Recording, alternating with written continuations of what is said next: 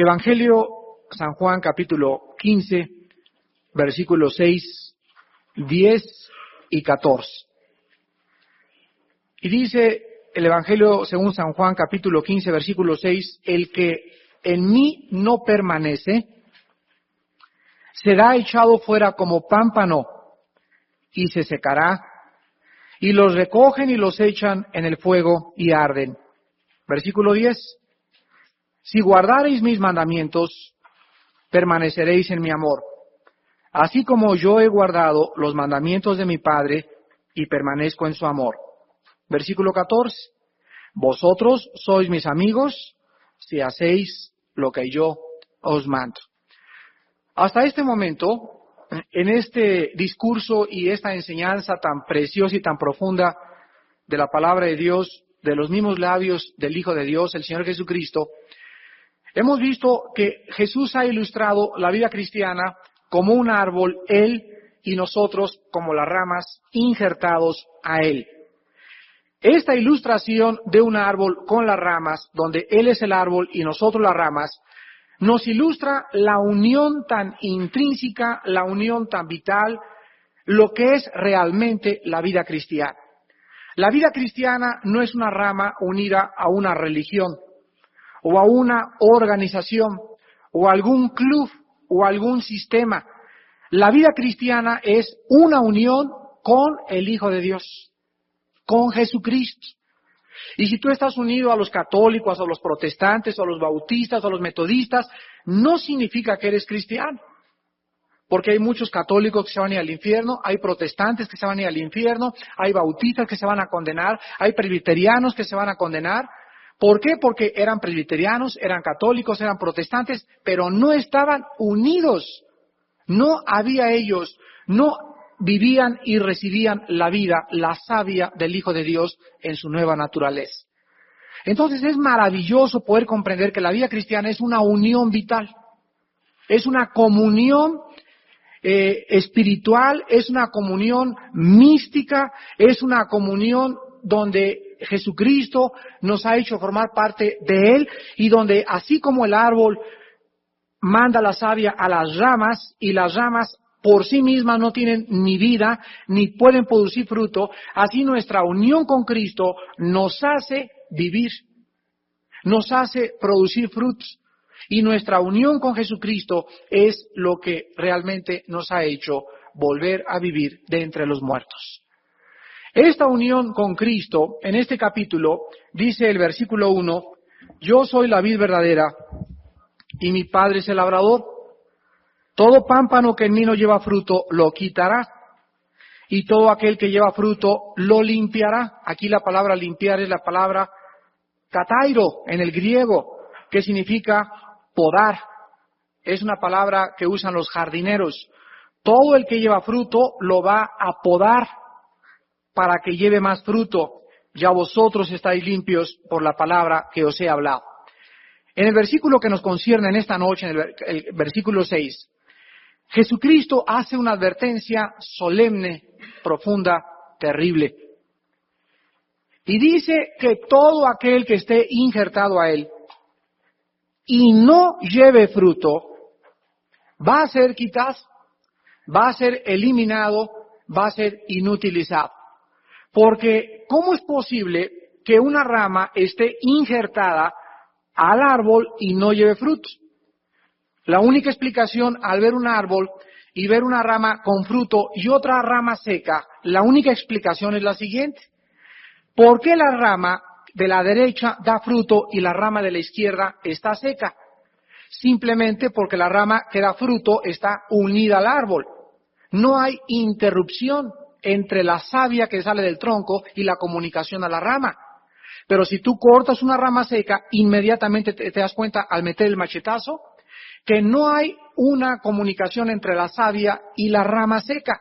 Y como no hay comunicación entre la savia del árbol y la rama, como no tiene vida por sí misma, se tiene que secar. ¿Qué cosa es esta interrupción de la comunión en la vida cristiana? Hay muchos que han dicho que el versículo 6 nos habla de perder la salvación. Pero a estas personas hay que hacerles una pregunta muy importante.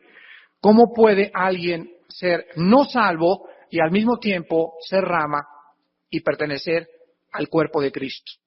Es imposible, ¿verdad? Cuando Jesucristo dijo ya anteriormente en el versículo 3, ya vosotros estáis limpios por la palabra que os he hablado, estaba hablando que todas las ramas, o sea, las personas limpias, ya estábamos limpios y estábamos unidos a Él.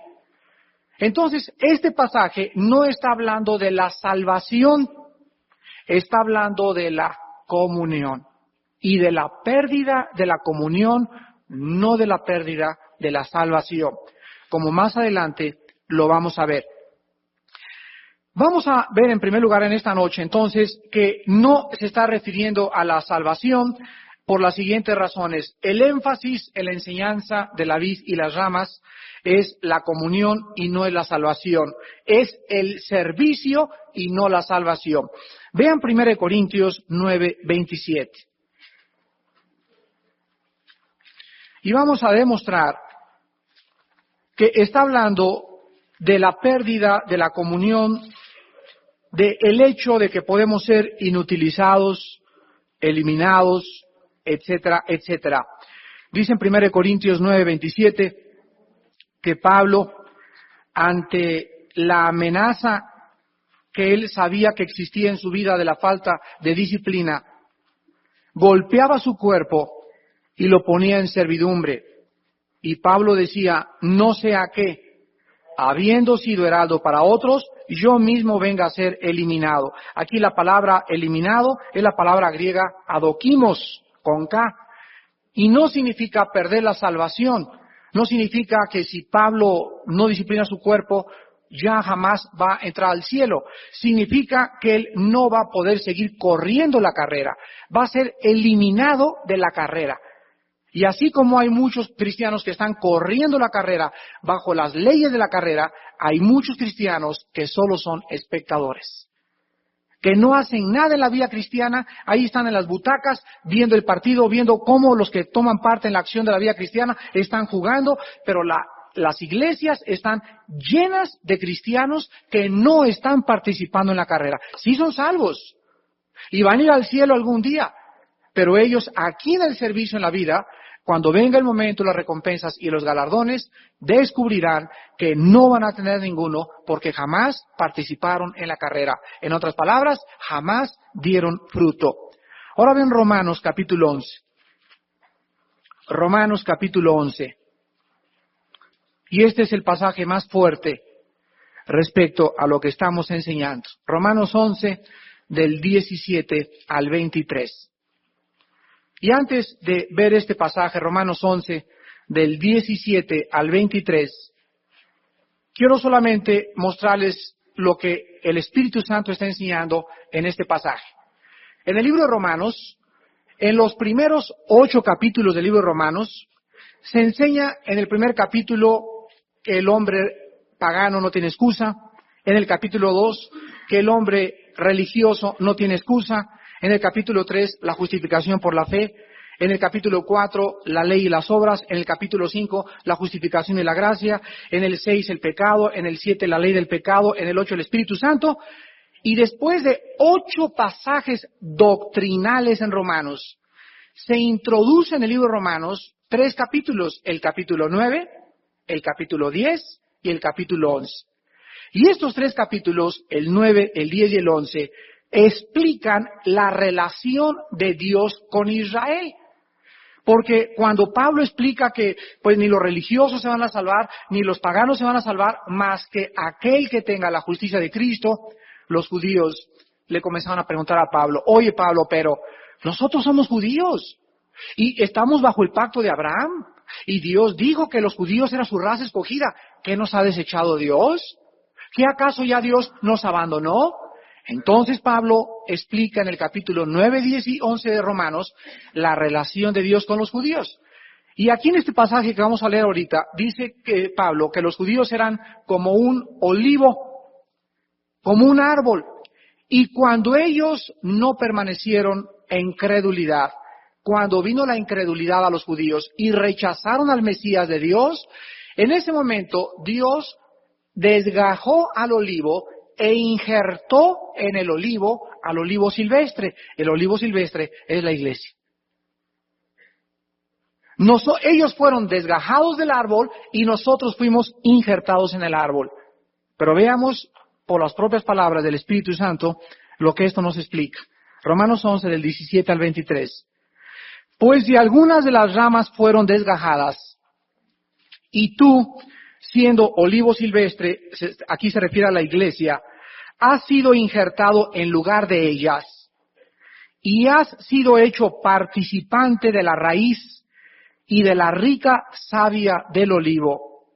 No te jactes contra las ramas, y si te jactas, sabe que no sustentas tú a la raíz, sino la raíz a ti. Pues las ramas, dirás, fueron desgajadas para que yo fuese injertado. Bien, y vean ustedes lo que nos desgaja. Por su incredulidad fueron desgajadas, pero tú por la fe estás en pie. No te ensoberbezcas, sino teme, porque si Dios no perdonó a las ramas naturales, a ti tampoco te perdonará. Mira pues la bondad y la severidad de Dios. La severidad, ciertamente para los que cayeron, pero la bondad para contigo, si permaneces en esa bondad, pues de otra manera, tú también serás cortado. Y aun ellos, si no permanecieren en incredulidad, y aquí está, serán injertados, pues poderoso es Dios para volverlos a injertar. ¿Ven ustedes por qué la Biblia no es de interpretación privada? No es de que yo pienso que quiere decir esto o me imagino que es esto. Dejemos que la misma Biblia nos diga lo que la misma Biblia nos está enseñando. Y aquí claramente nos muestra que Dios puede desgajar y volver a injertar. Y cuando desgaja, el problema del desgajamiento es la incredulidad. Vean otro pasaje similar en Hebreos capítulo 4. En Hebreos capítulo 4, versículos del 1 al 5, Pablo les está hablando otra vez a cristianos que son salvos. Pero ¿sabe una cosa? Que aquí se usa otra ilustración. En Romanos 11, en Juan 15 se usa injertar y desgajar. Y aquí se usa otra ilustración que se llama entrar al reposo de Dios. Cuando un cristiano es salvo y un cristiano vive sin ser activo en el servicio de Dios y vive una vida de desobediencia, ese cristiano no tiene paz, no tiene tranquilidad. A lo mejor sí es salvo y si viene el Señor se va en el rapto con el Señor, pero las iglesias están llenas de cristianos que aunque son salvos, no tienen esa paz que sobrepasa el entendimiento, esa tranquilidad en su corazón cuando vienen los problemas, las angustias, ese relajamiento de saber que Dios está bajo el control, pero se nos dice lo mismo en Hebreos 4, que su problema es la incredulidad. Vean lo que dice Hebreos 4, temamos pues, no sea que permaneciendo aún la promesa de entrar en su reposo, a alguno de vosotros parezca no haberlo alcanzado. Porque también a nosotros se nos ha anunciado la buena nueva, como a ellos, pero no les aprovechó el oír la palabra, por no ir acompañada de fe en los que lo oyeron. Pero los que hemos creído entramos en el reposo, de manera que dijo, por tanto juré en mi ira, no entrarán en mi reposo. Versículo 10, porque el que ha entrado en su reposo, también ha reposado de sus obras, como Dios de las suyas. Procuremos pues entrar en aquel reposo, para que ninguno caiga en semejante ejemplo de desobediencia. Aquí Hebreos 4 nos habla muy claramente que se les invita a entrar, no se les invita a ser salvados. ¿Ya se dieron cuenta? No se les invita a salvar su alma, se les invita a los que ya tienen la salvación. ¿A qué se les invita? A descansar en el Señor, hermanos. a descansar en Él. No es justo que tú tengas la vida de neurosis, de problemas y de incertidumbre que tú tienes por incredulidad. Nada más es por incredulidad. Porque si tú eres salvo y has puesto tu fe en Jesucristo como el Mesías, esa fe que te hizo entrar a la salvación y que te ha prometido la vida eterna es la misma fe que tienes que ejercitar todos los días. Y de eso se trató hace 8 días el mensaje, permaneciendo en Cristo. Ahora vean ustedes otro pasaje en 2 de Timoteo 2:21. Y aquí en 2 de Timoteo 2:21 se usa otra ilustración. Ya vimos el árbol y las ramas. Ya vimos entrar a una vida de descanso y de paz. 2 de Timoteo 2:21. Y aquí la ilustración es un lavadero, una casa o una cocina con trastes limpios y con trastes sucios. Y aquí dice el apóstol Pablo, así que si alguno se limpia, no está hablando de la salvación tampoco, está hablando de la limpieza del pecado, será instrumento para honra, santificado, útil al Señor y dispuesto para toda buena obra. Leamos el versículo anterior, el versículo 20. Pero en una casa grande no solamente hay utensilios de oro y de plata, sino también de madera y de barro, y unos son para usos honrosos y otros para usos viles. Aquí la Biblia compara a los cristianos o a la iglesia en un lavadero. Y dice el Espíritu Santo, qué maravillosa enseñanza es la palabra de Dios, ¿verdad? Es que no hay ilustraciones más preciosas que la Biblia, de veras. Y para que lo entendamos, dice, mira, en un lavadero cuando llegas a la casa de una persona, le pides a la señora, a doña Panchita, deme un vaso de agua. ¿Y qué va a hacer? ¿Sacar un vaso sucio así cochino y ahí te va a servir el agua de Jamaica? ¿O va a sacar los que ya tiene limpios? Bueno, va a usar un vaso limpio y ahí te va a vaciar la horchata. Nadie le da un vaso de agua a otra persona en un vaso sucio. ¿Por qué? Porque los vasos sucios están guardados ¿para qué? Para lavarse, no para usarse. Ya lavados se pueden usar. Y tú en tu vida, dice la Biblia, que si estás lavándote con el jabón de la sangre de Cristo, serás usado por Dios. Todos los días, mañana cuando amanezcas, vas a encontrarte en el camión, en tu vecino, alguien que te habla por teléfono, a quien necesitas ayudar. Y si en el momento que Dios te quiera usar estás sucio, estás sucia, Dios no te usa. ¿Por qué? Porque estás desgajado del árbol. ¿Por qué? Porque no tienes comunión con Dios. ¿Por qué? Porque necesitas lavarte con la sangre de Cristo, confesar tu pecado para ser instrumento útil, honroso, santo en las manos de un Dios santo. Ya el profeta Isaías decía, límpiense los que llevan los instrumentos de Dios. Aquí el profeta Isaías usa el ejemplo de un cirujano. Cuando ustedes vayan a algún quirófano, van a encontrar que el cirujano tiene sus utensilios y sus instrumentos esterilizados y se pone guantes y se tapa la cabeza para que no se caiga un pelo y se tapan aquí para que no haya ninguna bacteria o germen que brinque a la herida abierta y le dice a la enfermera esto y la enfermera saca unas tijeras y saca el bisturí y los saca esterilizados. Y ya que están perfectamente limpios, el cirujano comienza a cortar. Él no usa ni saca del basurero un bisturí. Así es Dios. Así es Dios con nosotros. Y el último, vean Apocalipsis 2:5, que está hablando de lo mismo. No está hablando de la salvación, está hablando de perder la comunión, de ser eliminado, de no ser usado por Dios. Apocalipsis 2:5. Los que vinieron el domingo pasado ya saben de qué se trata, porque ya comenzamos a estudiar las 7 iglesias de Apocalipsis los domingos. Y en este mensaje que les di este domingo sobre la iglesia de Éfeso, Dijimos que cuando comienza Dios a decirle a Éfeso en el versículo 2, conozco tus obras, tu arduo trabajo y paciencia, que no puedes soportar a los malos. Versículo 3, que has sufrido, has tenido paciencia, has trabajado arduamente por amor, etcétera, etcétera. Hasta este momento, los cristianos de Éfeso podrían decir, pero como pavos reales estarían, gracias Señor, sabíamos que éramos algo, güey. Pero cuando dice Cristo en el versículo 4, pero tengo contra ti, ¿cómo?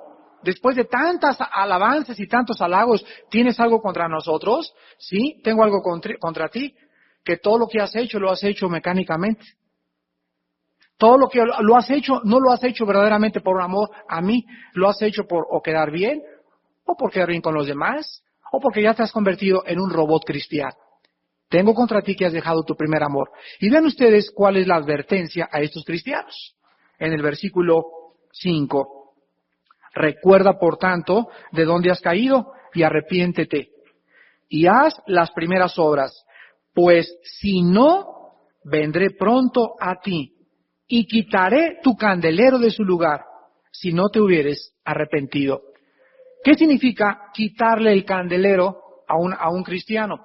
Recuerdan ustedes que Jesucristo dijo que la lámpara del cuerpo era el ojo. Quiero que entiendan muy bien, la lámpara no es la luz, es la que porta la luz, porque la luz es Cristo. Jesús nunca dijo, ¿verdad?, que nosotros éramos la luz en el sentido de tener luz por nosotros mismos. Así como la luna refleja la luz del sol, nosotros reflejamos la luz de Cristo, pero nosotros no somos la fuente de la luz, es Jesús en nosotros. En cuanto tú pecas y te rompe la comunión con Dios, ¿qué pasa en tu cuerpo? Tu cuerpo se llena de tinieblas. Inmediatamente entras en tinieblas. Y lo primero que te pasa es perder el rumbo. Porque en cuanto se te apaga la lámpara, que es el Espíritu Santo dentro de ti, en ese momento es la única luz que tenemos, comienzas a tomar decisiones equivocadas en tu matrimonio, con tus hijos, en tu trabajo, te comienza a salir todo mal. ¿Por qué? Porque no tienes la guía del Espíritu Santo. Y si yo quiero andar en la vida con la guía del Espíritu Santo, debo permanecer en Cristo. Debo mantener mi comunión ininterrumpida con Cristo. Debo pertenecer y permanecer injertado en la vida. Y si no tengo esta comunión con Cristo y no permanezco en Él, seré desgajado. Rompo mi comunión, ya no soy utilizado, estoy sucio, hasta que Dios me injerta otra vez, cuando le pido perdón y la sangre de Cristo nos limpia de todo pecado. Esto es muy importante porque ustedes, regresamos a Juan 15, deben de comprender que Dios no puede ser burlado.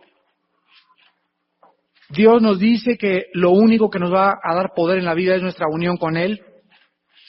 Si tú quieres en la vida ser lleno del poder de Dios, de la paz de Dios, del consuelo de Dios, de la fuerza de Dios, de la dirección de Dios, muy sencillo, mantente unido con Él.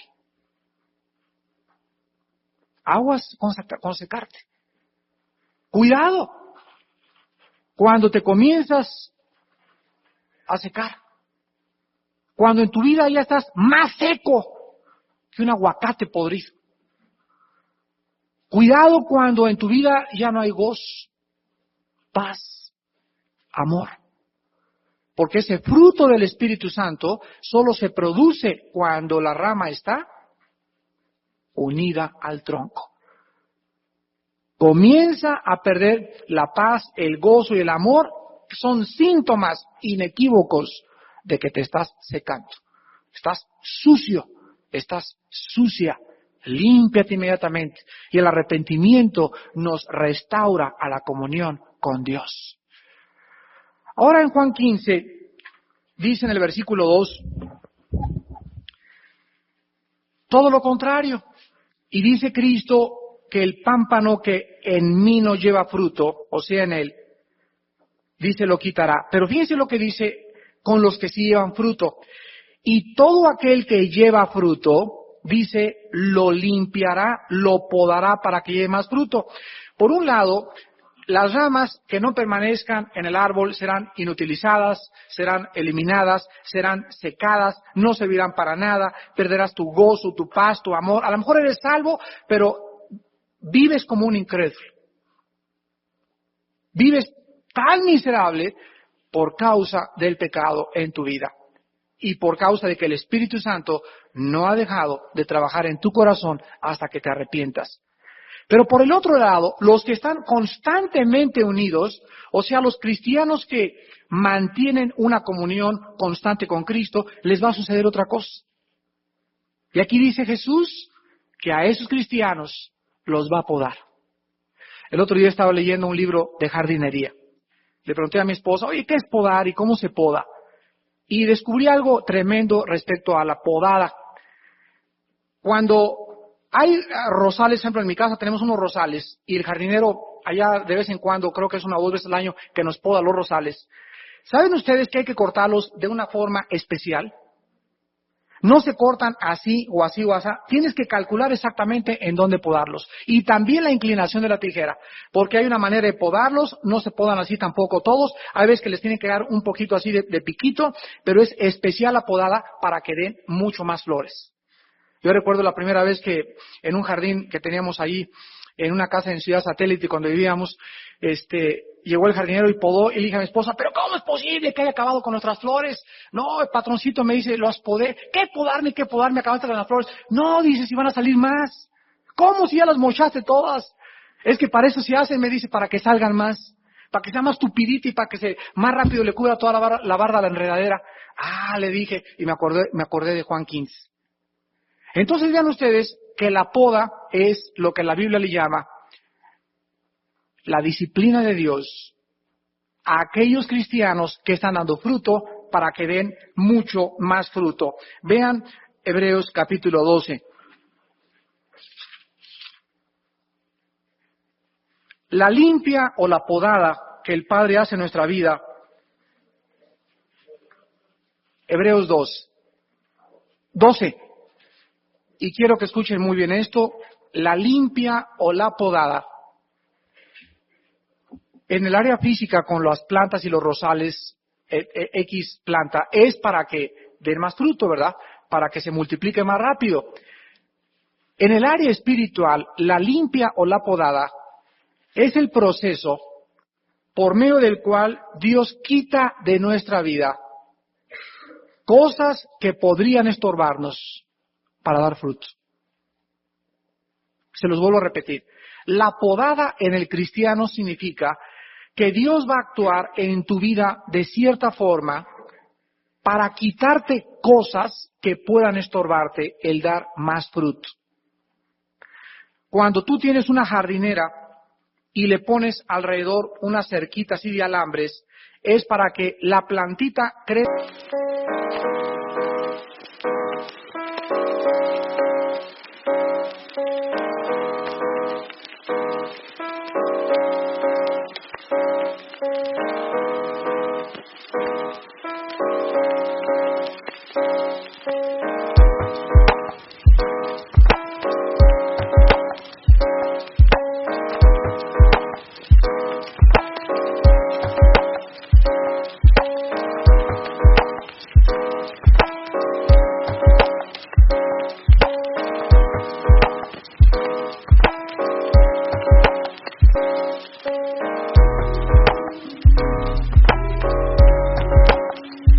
Derechita y las malas hierbas no se peguen a ella. Se le protege para que siempre esté fructífera. Y Dios, mis queridos hermanos y hermanas en Jesucristo en esta noche, va a quitar de nuestra vida amistades, bienes materiales, cosas, objetos que Él cree que puedan convertirse en una maldición para nuestra vida, o que nos estén impidiendo crecer en Él. Por eso me da mucha risa cuando los nuevos cristianos llegan y, ay Armando, ya ninguno de mis amigos ya no me han vuelto a hablar. ¡Qué buena noticia!, le digo. Oye, pero ¿por qué? Oye, pero es que eran mis amigos. Le digo, es que Dios va a comenzar a quitar a tu vida los que se decían amigos y te va a comenzar a dar amistades verdaderas. Y cuando un cristiano se convierte, lo primero que Dios le quita son los amigos borrachos, parranderos, marihuanos, inmorales, degenerados, ambiciosos, materialistas. Y si en tu vida no hay esa poda, no eres cristiano. Pero si ya te diste cuenta que ya estás perdiendo amistades, y con el que te ibas a tomar y con el que te juntabas cada viernes y echarte la copa, ya no los ves y tampoco ellos quieren juntarse contigo porque ya saben que eres cristiano, es porque Dios está trabajando en tu vida. Pero si tú sigues con el mismo ritmo y con las mismas amistades, ¿cómo puedes llamarte cristiano? Porque cuando Jesús, ahora vean esto, cuando Jesús nos quita algo, lo sustituye siempre por otra cosa mejor. Nunca Dios me quita una amistad o me quita algo sin que me dé algo mejor a cambio. Siempre y cuando lo que Él me quite, lo deje ir con gozo y con paz. Y eso lo vamos a ver en Hebreos 2. Y dice los versículos del 5 al 11. Ya habéis olvidado, somos muy olvidadizos. Ya, y habéis olvidado la exhortación que como a hijos, ¿verdad? No como a paganos, sino como a hijos se os dirige diciendo, vean, las palabras amorosas de nuestro Padre Celestial, comienza diciéndonos, hijo mío. Qué maravilloso, ¿verdad? Hijo mío, no menosprecies la disciplina del Señor, ni desmayes cuando eres reprendido por Él, porque el Señor al que ama disciplina y azota a todo el que recibe por hijo. Si soportáis la disciplina, Dios os trata como a hijos, porque ¿qué hijo es aquel a quien el Padre no disciplina?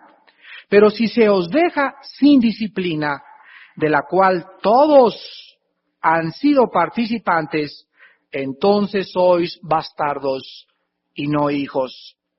Por otra parte, tuvimos a nuestros padres terrenales que nos disciplinaban y los venerábamos.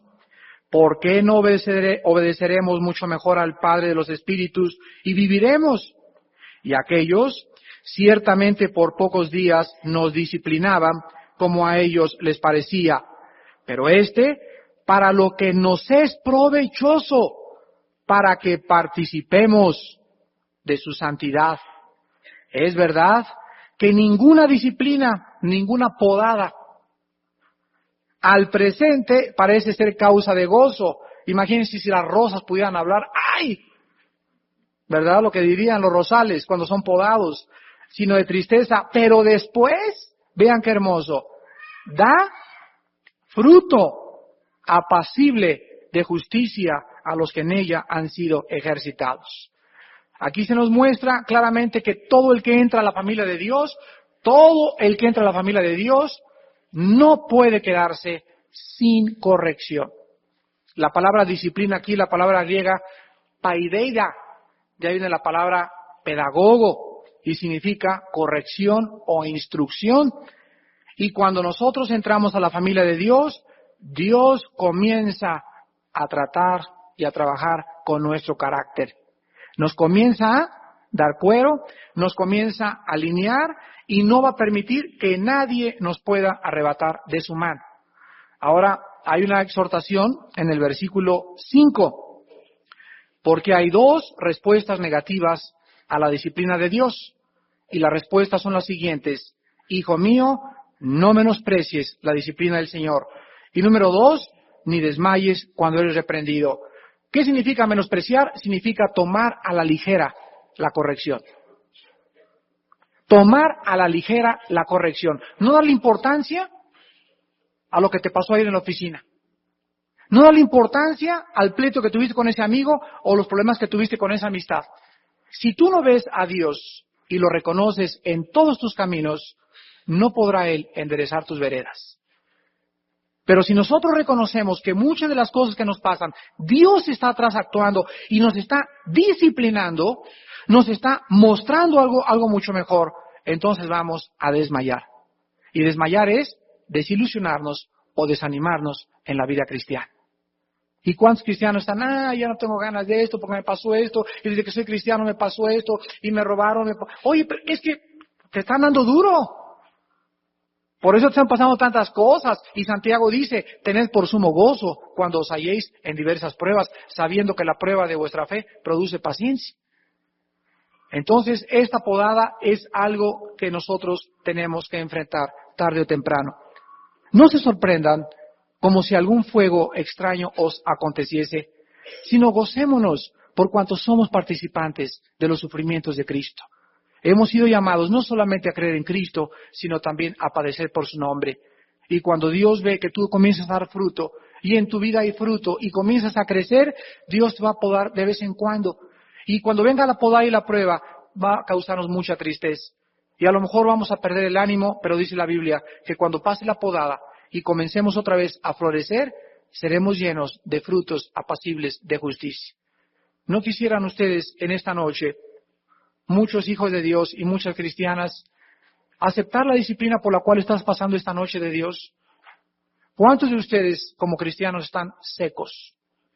Tu vida está tan miserable. Pareces paleta helada. Pareces helado témpano de hielo. Tu vida es una vida totalmente materialista, una vida sin sensibilidad por las almas, una vida sin gozo, sin paz, y todo porque tienes 4 días sucio. Tienes 5 días que estás desgajado del árbol. Ya tu comunión con Dios no es algo que anime tu alma a seguir viviendo para Él. Has perdido el gozo de tu salvación. Y en esta noche Dios te dice, no puedes permanecer desgajado, porque si eres desgajado serás echado fuera y serás quemado como las hojas y no tendrás ninguna utilidad en el reino de Dios. Una vida les he dado, dice el Señor, una sola, y tus años mira qué rápido están pasando. ¿Qué has hecho con la vida que Cristo te ha dado? Con esa vida que Él ganó por nosotros en una cruz, Él quiere que tú la uses para Él y que se la entregues totalmente y que en esta noche le pidas perdón, porque si no va a quitar el candelero de su lugar. Quitar el candelero significa perder tu testimonio.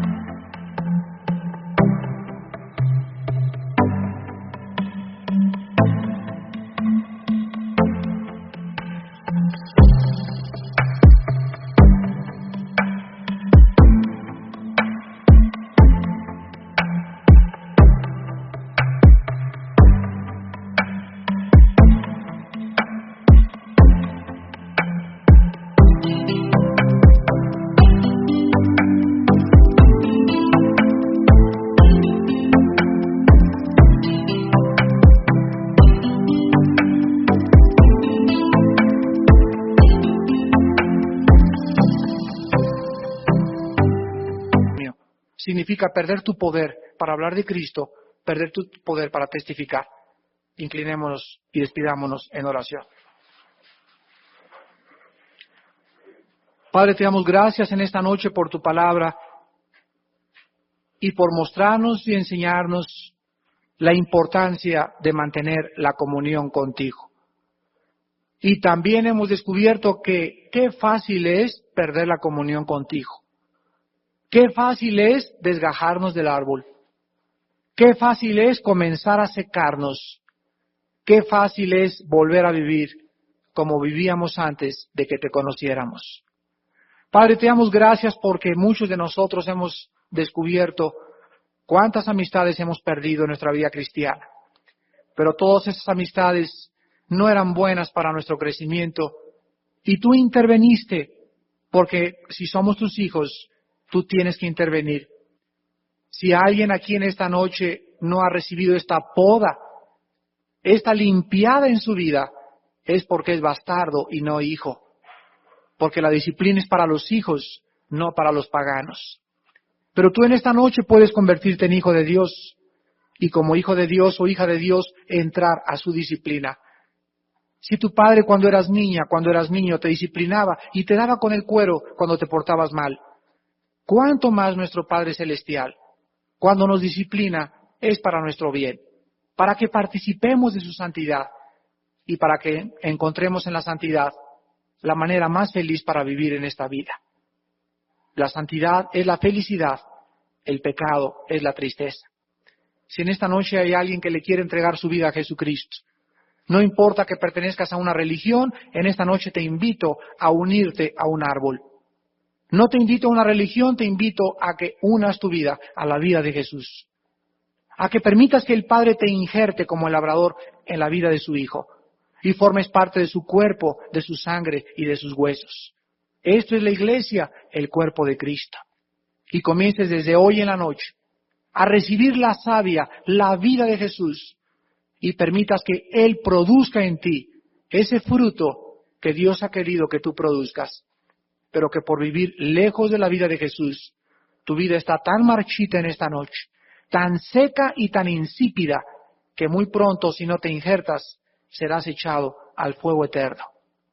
Las personas que en esta noche quieran invitar a Jesús a su vida por primera vez, ahí desde tu lugar, con tus ojos inclinados y tu corazón tan preparado por el Espíritu Santo, dile estas palabras: mi Señor y mi Dios, he sido como una rama tirada en el suelo, sin propósito, sin uso, seca y vacía. Te pido que me injertes en la vida de tu Hijo Jesucristo. Quiero participar de su savia divina.